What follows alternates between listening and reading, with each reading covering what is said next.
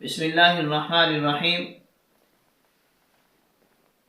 انسان کی تخلیق اللہ رب العزت نے جو فرمائی ہے، انسان کی ابتدا تو ہے لیکن انتہا نہیں ہے۔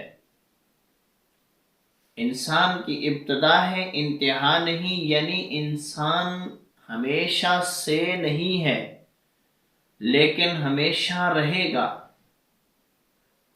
اور اس کی زندگی میں تبدیلی، اس کی زندگی میں اتراؤ چڑھاؤ اور انسان کے مراحل بدلتے رہتے ہیں۔ عالم ارواح سے انسان ماں کے پیٹ میں آیا، ماں کے پیٹ سے انسان دنیا میں آیا، دنیا سے انسان قبر میں جائے گا، قبر سے انسان میدان محشر میں جائے گا، اس کے بعد انسان اپنے نصیب کے ساتھ جنت میں جائے گا یا جہنم میں جائے گا۔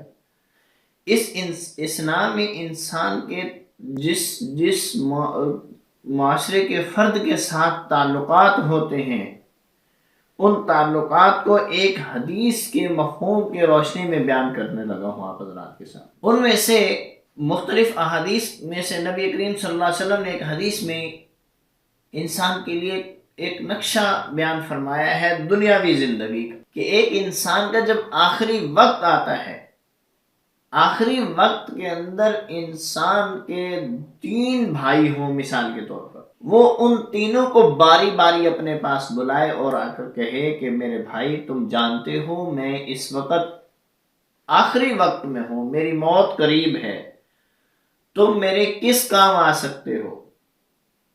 وہ بھائی کہتا ہے بھائی میں تمہارے کچھ کام نہیں آ سکتا، بس یہ ہے کہ جب تک تم ہو میں تمہارے پاس ہوں، جب تم دنیا سے چلے جاؤ گے میں کسی اور کے پاس چلا جاؤں گا۔ انسان دوسرے بھائی کو اپنے پاس بلاتا ہے، کہتا ہے بھائی تجھے میرے حال معلوم ہے، مجھے بتاؤ تم میرے کس کام آ سکتے ہو؟ وہ بھائی کہتا ہے بھائی تیرا علاج بھی کرواؤں گا، اوکھے سوکھے تیرے ساتھ بھی ہوں، اور جب تو مر جائے گا تجھے نہلاؤں گا، کفن پہناؤں گا، اور تجھے جنازہ پڑھ کر دفنا دوں گا، اور تیرے مرنے کے بعد تیرا ذکر خیر کروں گا۔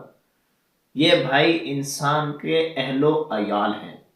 پہلے والا انسان کا مال تھا، دوسرے نمبر پہ انسان کے اہل و عیال ہیں، رشتہ دار ہیں۔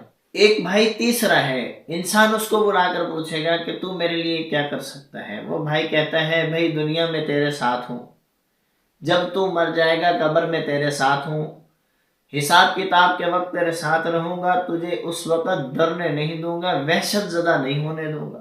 جب تو اللہ کے سامنے میدان محشر میں جائے گا اس وقت میں حساب کتاب میں تیرے ساتھ ہوں گا، تیرے نیک اعمال کے پلڑے میں بیٹھ کر اس کو جھکاؤں گا۔ یہ انسان کے اعمال ہیں، اچھے اعمال ہیں، اور کہتے ہیں کہ میں آخر تک تیرے ساتھ رہوں گا، یہاں تک کہ تو جنت میں چلا جائے اس وقت تک میں تیرے ساتھ ہوں۔